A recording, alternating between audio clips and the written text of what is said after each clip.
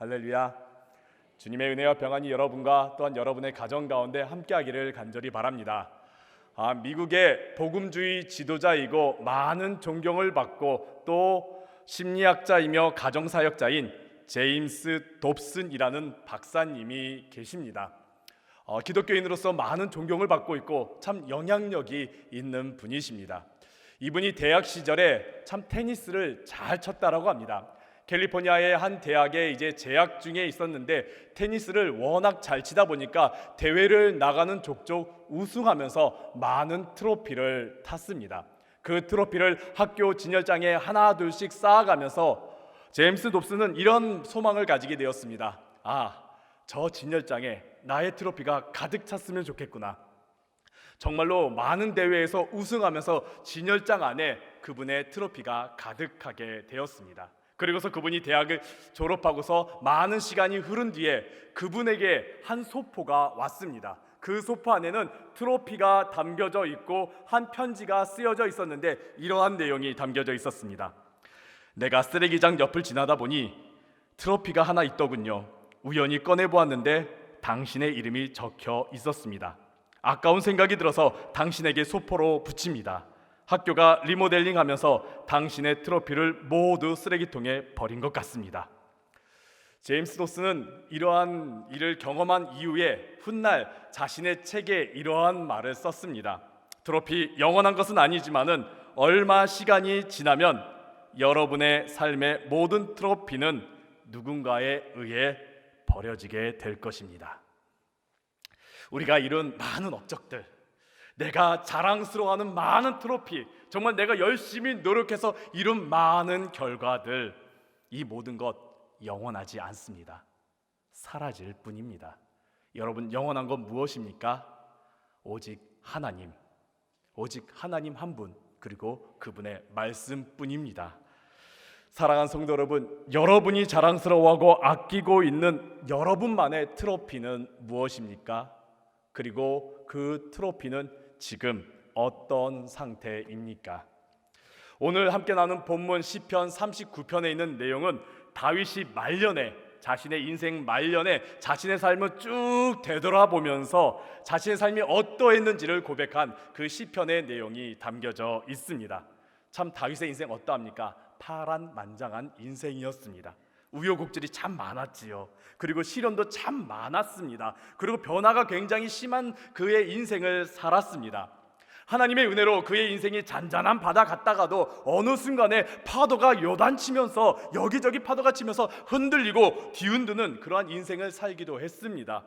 굉장히 높은 위치까지도 올라갔습니다. 하지만 한순간에 그는 나락으로 떨어지는 그러한 인생도 살았습니다. 마치 놀이동산의 롤러코스터처럼 올라가기도 했지만 내리막길로 그냥 치닫는 그러한 인생도 그는 살았습니다. 그러한 인생을 살았던 다윗이 오늘 시편에 어떤 고백을 하고 있을까요? 그가 고백한 건 이것입니다. 인간의 삶은 영원한 것은 없다. 인간의 삶 헛되다 라고 말합니다. 모든 것, 자기가 아무리 노력하고 아무리 많은 것을 이루었을지라도 그 모든 것 한낱 지나가는 것뿐이다. 헛된 것뿐이다. 영원하지 않더구나 라고 그가 고백합니다. 그가 5절에서는 이렇게 고백합니다. 5절입니다. 주께서 나의 날을 한 뼘 길이만큼 되게 하시매 나의 일생이 주 앞에는 없는 것 같사오니 사람은 그가 든든히 서 있는 때에도 진실로 모두가 허사뿐이니이다. 나의 인생 영원한 것 같았고 내가 이룬 것 영원한 것 같지만은 하나님 앞에서 그저 보잘것 없는 것, 한 뼘 인생 그냥 스쳐 지나가는 것, 허무한 것 뿐이구나. 내가 든든히 서 있는 것 같고 내가 이루고 내가 붙잡고 있는 것, 이거 든든한 것 같지만은 그 모두가 다 허사뿐이구나 라고 말합니다. 그리고 11절에서도 이렇게 말합니다. 주께서 죄악을 책망하사 사람을 징계하실 때에 그 영화를 좀먹음같이 소멸하게 하시니 참으로 인생이란 모두 헛될 뿐이니이다. 자신의 인생 되돌아보니까 그냥 헛될 뿐이다 라고 말합니다. 헛되구나, 허사로구나. 여기서 쓰이는 히브리어는 헤벨이라는 단어를 사용하고 있는데 숨이라는 뜻도 가지고 있지만은 안개라는 뜻도 가지고 있습니다. 금방 사라져버리는 안개. 그래서 그 뜻은 헛되다, 허무하다라는 뜻을 가집니다. 이 단어가 정말 많이 쓰이는 성경이 있는데 어디냐면 전도서입니다. 특히 전도서 1장 2절 어떤 내용이 담겨져 있습니까? 헛되고 헛되며 헛되고 헛되니 모든 것이 헛되도다. 여기서 쓰이는 모든 것이 헛되도다. 헛되다라는 그 모든 단어는 다 헤벨이라는 단어를 사용합니다. 헤벨, 헤벨, 헤벨, 헤벨 그러면서 사용하는 게 바로 전도서 1장 2절에 있는 내용입니다. 모든 것을 가져보고 모든 것을 경험해보고 모든 것을 누려봤던 다윗 그리고 솔로몬, 그들이 말하는 인생의 모습, 인생의 삶이라는 것은 헛되다라고 말합니다. 인생 무상하다, 인생은 허무하다라고 그가 말하면서 오늘 본문 가운데 우리에게 정말 중요한 메시지를 던집니다. 7절에 있는 말씀입니다. 우리 함께 7절에 있는 말씀을 함께 읽어보도록 하겠습니다. 함께 읽겠습니다. 주여, 이제 내가 무엇을 바라리요? 나의 소망은 주께 있나이다. 아멘. 내가 이 땅 가운데서 내가 무엇을 바라겠습니까? 내가 무엇을 바라보겠습니까? 어느 무엇이 나를 붙잡아주고 나를 든든히 세워주겠습니까? 이 땅 가운데 소망 아무것도 없습니다. 나는 오직 하나님께만 소망을 두겠습니다. 왜요? 하나님은 영원하신 분이십니다. 하나님은 변함이 없으신 분이십니다. 하나님은 우리에게 주신 그 약속의 말씀을 반드시 이루어 주시는 분이십니다. 그렇기에 내가 하나님을 의지하고 내가 하나님을 바라보고 내가 하나님을 기다립니다. 내가 하나님을 소망합니다. 이렇게 다윗이 고백합니다. 오늘 이 부분에 대해서 여러분과 함께 나누고자 합니다. 나는 이 세상에 소망을 두지 않겠습니다. 그리고 나는 하나님께만 소망을 두겠습니다. 이 두 가지를 함께 나누는 가운데 여러분 하나님께 소망을 두시면서 다시 일어나시고 다시 시작하시고 다시 용기 내시는 여러분들 되시기를 간절히 바랍니다. 첫 번째입니다. 우리는 이 땅 가운데 소망을 두지 않습니다. 오늘 본문의 1절에 있는 말씀은 이렇게 시작합니다. 내가 말하기를 나의 행위를 조심하여 내 혀로 범죄하지 아니하리니 악인이 내 앞에 있을 때에 내가 내 입에 재갈을 먹이리라. 다윗은 지금 다짐을 하고 있습니다. 내가 행동 내가 조심하겠다. 그리고 내가 말 조심하겠다. 내 입술로 내 혀로 범죄하지 않겠다. 난 말 조심하겠다라고 말합니다. 내가 지금 행위를 조심하겠다. 내가 말을 조심하겠다. 그것은 그냥 있는 그대로 보면 좋은 내용입니다. 하지만 2절에까지 넘어가면 조금 달라집니다. 2절에선 이렇게 말합니다. 내가 선한 말도 하지 않겠다라고 다윗은 말하고 있습니다. 내가 침묵하겠는데 말을 조심하겠는데 선한 말조차 하지 않겠다라고 말합니다. 그런데 그랬더니 내 마음이 근심이 되면서 내 마음 가운데 지금 불이 나고 있다라고 말합니다. 내가 뭔가 말을 해야겠는데 내가 뭔가 말을 터뜨려야겠는데 내가 지금 침묵하니까 해야 될 말도 하지 않으니까 지금 내 마음속에 내 속에 지금 불타오르고 있다라고 하고 있습니다. 도대체 다윗이 왜 그러는 걸까요? 도대체 무슨 상황이길래 그러고 있는 것일까요? 다윗은 지금 자신이 처한 상황 그리고 자신의 눈앞에 있는 모든 것들이 지금 이해되지 않고 있는 것입니다. 마치 욥처럼 뭔가 고난이 순식간에 자기에게 밀려오고 있는 것입니다. 자기는 정말 열심히 살았는데 자기는 정말 정직하게 산 것 같은데 자기는 정말 최선을 다해 노력한 것 같은데 그것이 한순간에 다 무너진 것 같은 경험을 하는 것이지요. 그리고 자신이 그동안 의지하고 있었던 것, 자신이 그동안 붙잡고 있었던 것들이 다 사라지고 나니까 지금 뭔가 자신 답답하고 억울하고 지금 힘든 상황 가운데 있는 것입니다. 이런 상황 가운데 함부로 행동하는 것, 함부로 말하는 것, 미련한 행동을 하지 않고 하나님 앞에 죄짓지 않으려고 지금 내가 행동 조심하겠다, 내가 말을 조심하겠다, 근데 나 정말 견디기 힘들다라고 지금 말하고 있는 것이지요. 다윗은 지금 세상 가운데서 세상의 것들을 붙잡고 세상에 내가 이룬 것들을 바라보는 가운데 그것들이 다 허무해지니까 지금 견디지 못하고 있는 가운데 있습니다. 노인과 바다를 저술한 해밍웨이는 이 노인과 바다로 말미암아 그는 노벨 문학상을 받게 되지요. 그의 작품 노인과 바다를 유심히 바라보면은 주인공인 노인 산티아고의 모습은 마치 해밍웨이의 인생과도 같아 보입니다. 줄거리는 이렇습니다.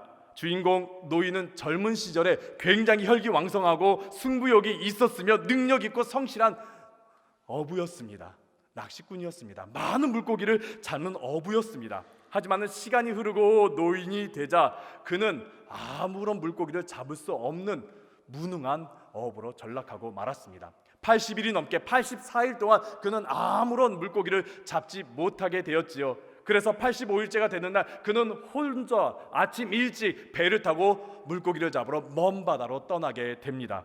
그렇게 먼 바다를 떠나게 됐는데 그가 물고기 한 마리를 잡게 되는데 어마어마한 물고기, 그동안에 잡지 못했던, 자기가 잡아보지 못했던 굉장히 큰 물고기를 잡게 됩니다. 며칠 동안 사투 끝에 겨우 잡게 되죠. 아마 노인은 굉장히 뿌듯했을 것입니다. 그래, 이것을 이제 가지고 돌아가면은 그동안 나를 무시했던, 오랜 시간 동안 내가 물고기 잡지 못했다고 무시했던 많은 사람들이 나를 우러러보겠지. 그러면서 그는 그 물고기를 가지고 이제 집으로 돌아가려고 하는데 그 거대한 물고기가 흘린 피 냄새를 맡고 다가오는 상어떼들로 말미암아 그 거대한 물고기가 뜯어먹히고 말았습니다.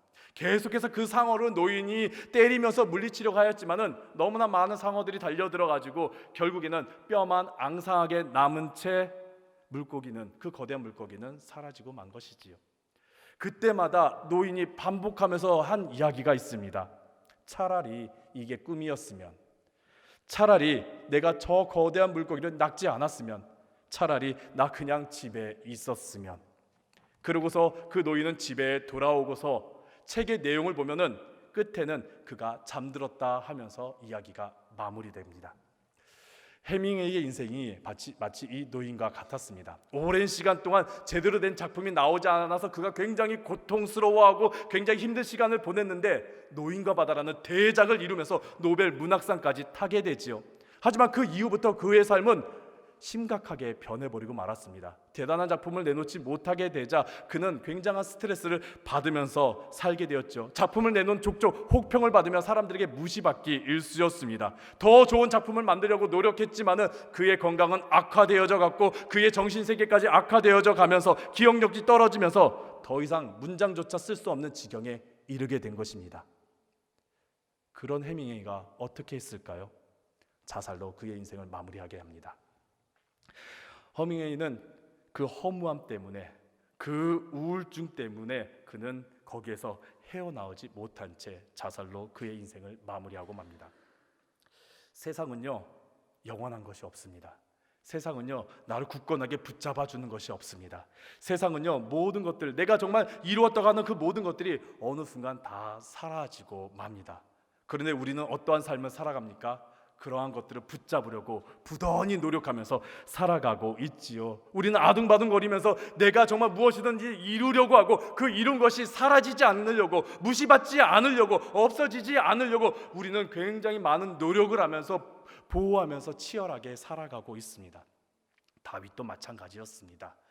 자신이 이루어온 것들 다 사라지고 자신이 정말 열심히 노력해도 그것에 대한 마땅한 결과가 나오지 않고 악인들은 잘 되는 모습을 보면서 속에서 불이 끓고 있는데 그러한 자신을 향해 또 하나님께 간절히 기도합니다. 4절에 이렇게 그가 기도합니다. 우리 함께 4절에 있는 말씀 함께 읽겠습니다.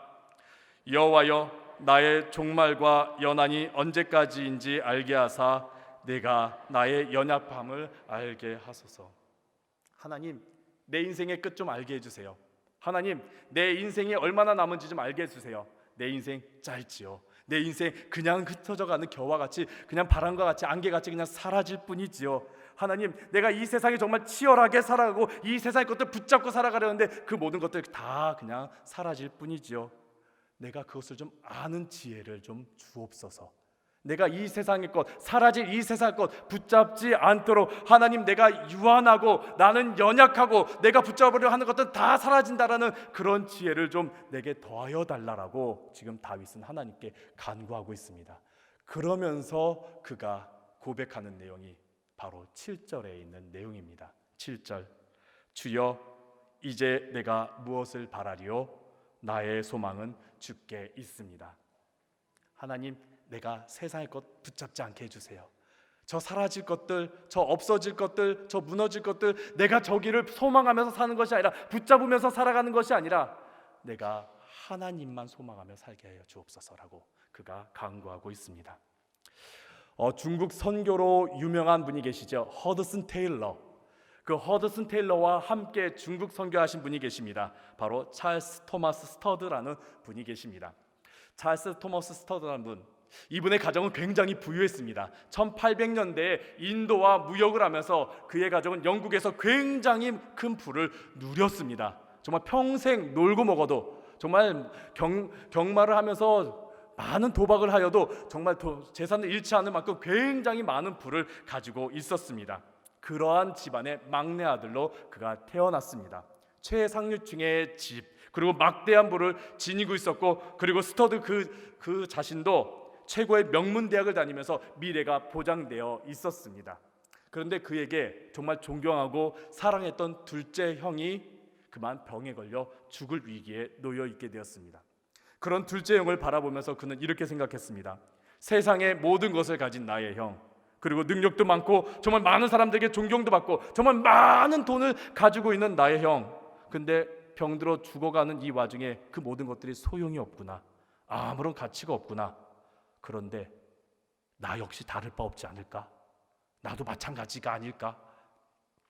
이런 생각을 한 스터드는 결국 하나님께 다가가, 하나님, 내 모든 것 다 하나님께 바치겠습니다. 내가 쥐고 있는 그 모든 것들 다 포기하겠습니다 라고 하면서 하나님 앞에 자신의 모든 것을 바치겠다라고 결심하게 됩니다. 그러면서 자기가 상속받은 그 어마어마한 유산, 정말 평생 놀고 먹을 수 있는 그 어마어마한 유산을 포기하게 됩니다.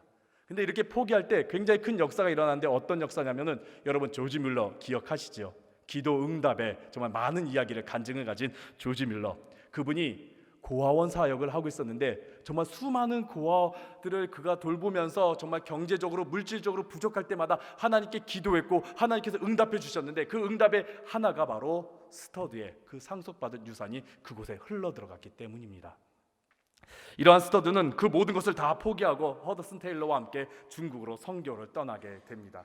그리고 오랜 시간 선교하면서 많은 결실을 맺었지만은 본인 자신은 병에 걸리고 또 육체가 굉장히 연약해져 갔습니다. 결국은 그는 선교를 더 이상 하지 못한 채 영국으로 돌아왔습니다. 근데 그런 스터드를 향해 하나님께서 아프리카로 가라고, 그때 나이가 50세였는데 아프리카로 가라고 하나님께서 소명을 주셨고, 그는 그 상태, 육체도 연약해져 있고 가진 것도 없는 그 상태에서 아프리카로 떠나고 그곳에서 그는 생을 마감하게 됩니다. 그가 생을 마감하게 될 때 그가 이렇게 고백합니다. 내 자신의 삶을 돌아보면서 내가 가장 잘한 것, 그것은 내가 가진 것 다 포기한 것과 영원하신 하나님을 내가 붙잡은 것이다. 그러면서 그가 이렇게 말합니다. 우리의 인생은 한 번뿐입니다. 그 인생은 곧 지나가고 말 것입니다. 하지만은 하나님을 위한 일은 영원합니다. 그가 모든 것을 포기하고 주님을 위해 헌신할 수 있었던 이유가 무엇입니까? 하나님께 소망을 두었기 때문입니다. 하나님은 영원하시기 때문에, 변함이 없으시기 때문에, 하나님께서 나에게 주신 말씀을 반드시 이루시기 때문에, 하나님을 붙잡았기 때문에 그가 모든 것을 포기하고 하나님만 붙잡고 하나님께만 소망을 두고 살아갈 수가 있었던 것이죠. 이사야 40장 8절에 있는 말씀, 우리가 정말 잘 아는 말씀인데 우리 함께 읽어보도록 할까요? 함께 읽겠습니다. 푸른 마르고 꽃은 시드나 우리 하나님의 말씀은 영원히 서리라. 아멘. 하나님은 영원하십니다. 그리고 하나님께서 우리에게 주신 그 약속의 말씀은 영원합니다. 세상의 모든 것들은 다 사라질지라도 하나님께서 우리에게 주신 그 약속의 말씀은 영원합니다. 변함이 없습니다. 그리고 반드시 이룹니다. 다윗은 그러한 믿음을 담아서 그가 오늘 본문 이후부터 8절에서부터 그는 그 약속의 말씀을 붙잡고 그가 기도하게 됩니다. 8절에서 그가 기도합니다. 하나님께서 나를 구원하실 거라는 그 약속의 말씀을 붙잡고 그는 8절에 이렇게 기도합니다. 나의 모든 죄에서 건지시옵소서. 그리고 그는 12절에 이렇게 기도합니다. 하나님께서 나에게 나의 기도를 응답해 주신다는, 나의 기도를 들어주신다는 그 약속의 말씀 붙잡고 그는 12절에 이렇게 기도합니다. 여호와여 나의 기도를 들으시며 나의 부르짖음에 귀를 기울이소서. 그리고 하나님께서 나의 인생에, 나의 삶의 모든 부분을 회복해 주실 것이라는 그 약속의 말씀, 그 변함없는 그 영원한 약속의 말씀을 붙잡고 그는 기도합니다. 13절에 주님 나의 건강을 회복시켜 주옵소서.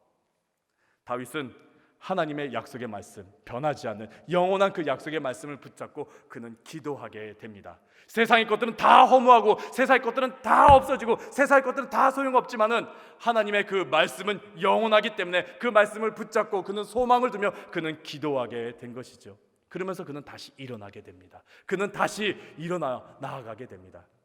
사랑하는 성도 여러분, 하나님께 소망을 두시기 바랍니다. 영원하신 하나님, 변함없으신 하나님께 소망을 두시기 바랍니다. 그러한 하나님께 기도하시면서 나아가시는 여러분들 되시기를 간절히 바랍니다. 한 연예인이 인생은 롤러코스터와 같다라는 말을 했습니다. 롤러코스터처럼 위로 막 올라가더라도 어느 순간 정상에 이르면은 뚝 떨어지는 것 같은 그러한 인생, 우리의 인생이 마치 그렇다라고 그래서 롤러코스터와 같다라고 말한 적이 있습니다. 또 어떤 이는 우리의 인생은 놀이동산과 같다라는 말을 한 적이 있습니다. 회전목마처럼 그냥 제자리에서 계속 빙빙 돌며 지루하게 사는 인생, 그리고 어떤 놀이기구처럼 사방팔방 부딪히면서 또 빙글빙글 돌면서 정신없이 살아가는 인생, 어떤 놀이기구는 정말 몇 시간 동안 기다렸는데 단 몇 초 만에 끝나는 것처럼 허무한 인생, 아쉽고 허무한 인생이 바로 우리 놀이기구와 같은 인생이라고 말하곤 합니다. 근데 여러분은 놀이동산 가면은요 꼭 보는 것 하나가 있습니다.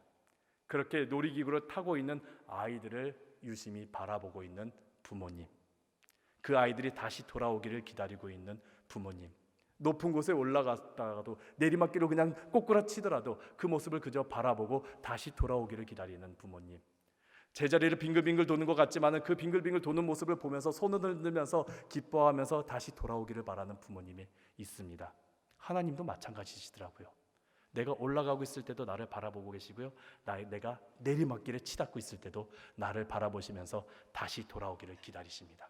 그리고 다시 돌아왔을 때 나를 다시 회복시켜 주시고 나를 그 가운데서 구원하여 주십니다.